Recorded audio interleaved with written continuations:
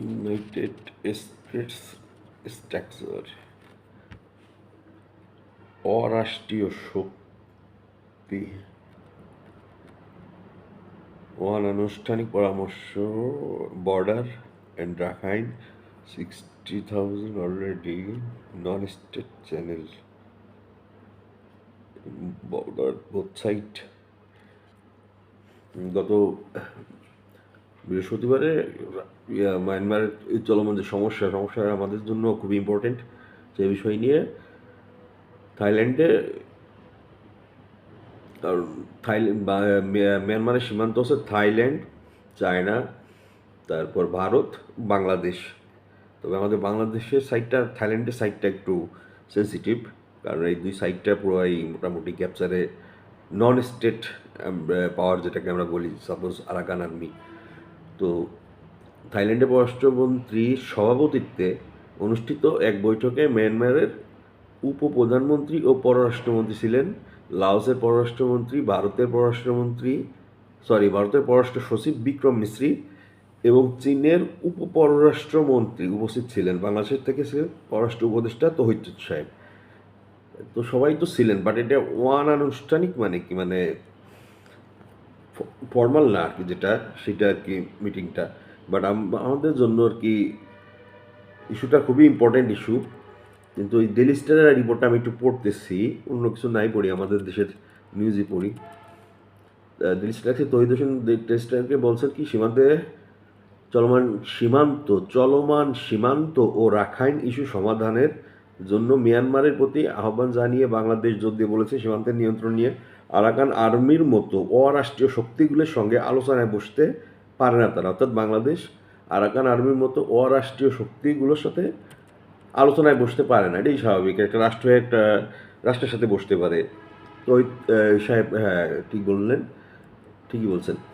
বাংলাদেশের পররাষ্ট্র বিষয়ক উপদেষ্টা মোহাম্মদ তৌহিদ হোসেন বৃহস্পতিবার থাইল্যান্ডে অনুষ্ঠিত এক অনানুষ্ঠানিক পরামর্শে মিয়ানমারের প্রতি এই বার্তা দেন।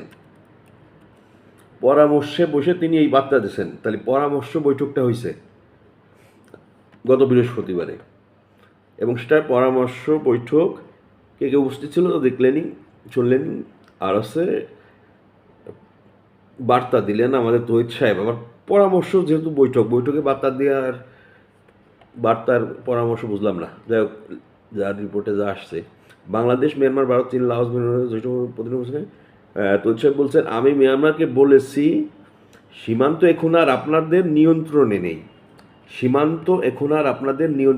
সীমান্ত বলতে আরাকান, মানে 7টা যে রাজ্য আছে ওদের, সেই 7টা রাজ্যে না, টোটাল কোনো রাজ্যে সেটা স্পেসিফিক বলা নাই।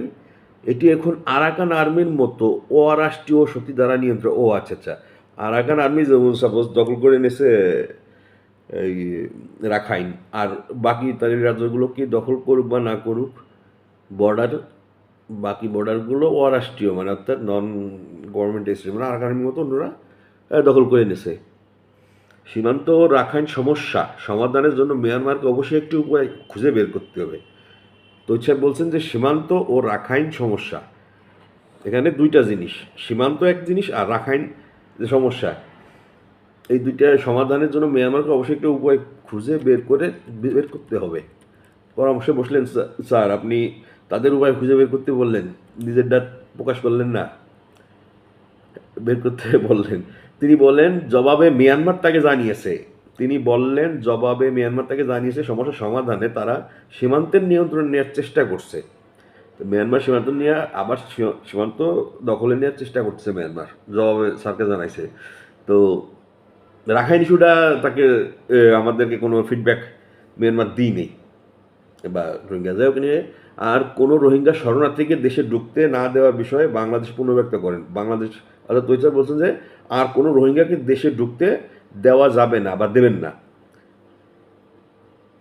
তিনি স্বীকার করেন নির্দিষ্ট কিছু, তবে তৈরি বলছেন যে নির্দিষ্ট কিছু পরিস্থিতিতে বাংলাদেশ বিভিন্ন বেসরকারি পথে, ওই জন্য চ্যানেল, তিনি স্বীকার করেন নির্দিষ্ট কিছু পরিস্থিতিতে বাংলাদেশ বিভিন্ন বেসরকারি পথে 60,000 রোহিঙ্গা গ্রহণ করতে বাধ্য হয়েছে। তৈচার কি স্বীকার করলেন? কিছু নির্দিষ্ট কিছু পরিস্থিতিতে বিভিন্ন বেসরকারি পথে 60,000 রোহিঙ্গা গ্রহণ করতে বাধ্য হয়েছে, অর্থাৎ আমরা বাধ্য হয়েছি 60,000 অলরেডি গ্রহণ করতে। তিনি সীমান্তে ব্যাপক দুর্নীতির কথাও তুলে ধরেন, যা রোহিঙ্গাদের প্রবেশের পথ সুগম করে। মানে সীমান্তে দুর্নীতি ব্যাপক হচ্ছে, সেই দুর্নীতির জন্য রোহিঙ্গারা অনুপ্রবেশ করতে সুযোগ পাচ্ছে। যাই হোক, এটা মানে টার্মিক্যালি বোঝাইতে গেলে একটু দুর্নীতি সীমান্তে কী হইতে পারে আর তার জন্য কীভাবে exit push in push back বা নিউজে যা আসছে আমি একটু দেখি তাই বলি। তিনি বলেন তারা কোনো একটি রুট দিয়ে ঢুকছে না। তো স্যার বলতেছে কোনো একটা রুট দিয়ে তারা ঢুকতেছে না, তারা একাধিক রুট দিয়ে আসছে, ফলে তাদের থামানো খুব কঠিন হয়ে পড়ছে। স্যার জানেন তাহলে কোন কোন রুট দিয়ে আসতেছে, বাট তাদের ঠেকানো যাচ্ছে না, কঠিন হয়ে পড়ছে।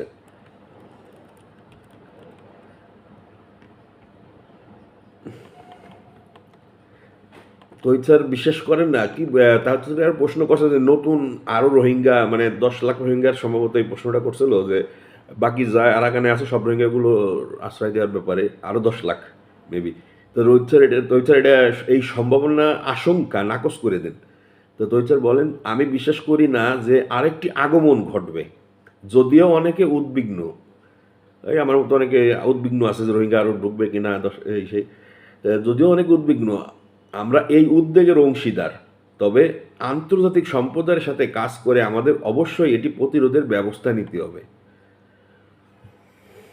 আন্তর্জাতিক সম্প্রদায়ের সাথে স্যার বলতেছেন যে আমরা বাধ্য হয়েছি 60,000 ঢুকতি, কোন বিভিন্ন চ্যানেলে ঢুকতেছে এবং মানে বেসরকারি পথে, সবই স্যার জানেন, কিন্তু বাধ্য হচ্ছেন। কিন্তু আন্তর্জাতিক সম্প্রদায়ের সাথে এটা আলোচনা ব্যবস্থা নিতে হবে। তাহলে মায়ানমারের সমস্যা না, সমস্যাটা তো দেখে আমাদেরই।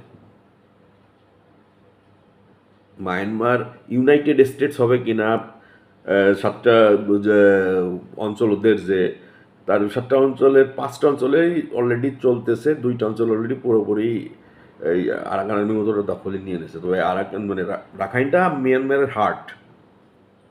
মিয়ানমারে যদি রাখাইন স্টেট না থাকে, মিয়ানমার থাকে না। নিউজটা পড়ি।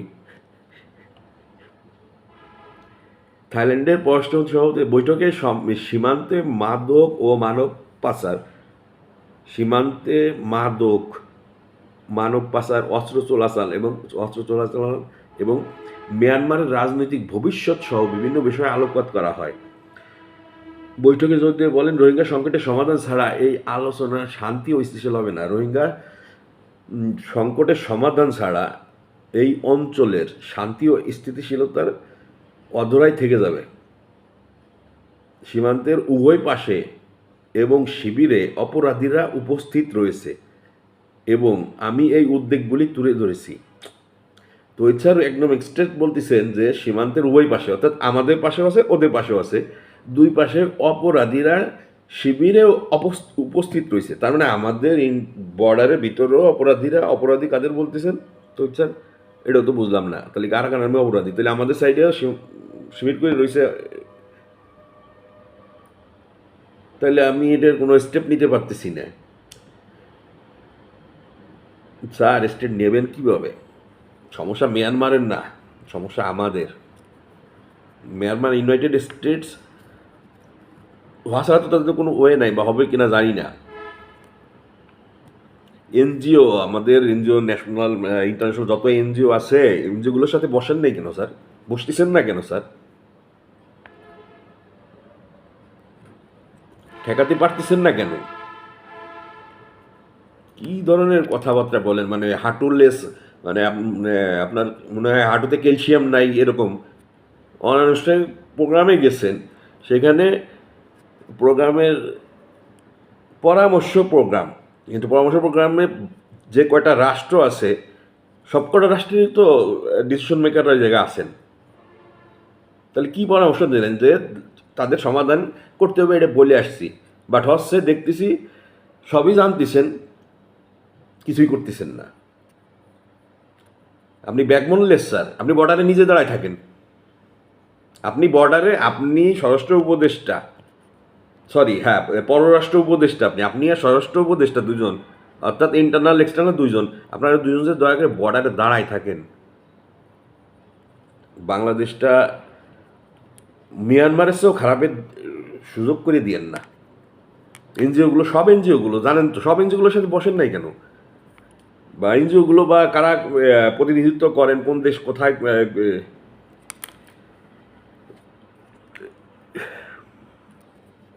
আর আর রিপোর্টগুলো মানে যা এখানে যা এই আমি পড়লাম যেটা, এটা সরাসরি হচ্ছে হলো ডেইলি স্টারের রিপোর্টটা, বাংলায় আমি পড়লাম, বাট ইংলিশটা তো এটির সাথে মানে এক্সাক্ট নিউজের সাথে এটার মনে হয় আমার 50% ইনফরমেশন তথ্য দিই নেই আমাদের। ধন্যবাদ।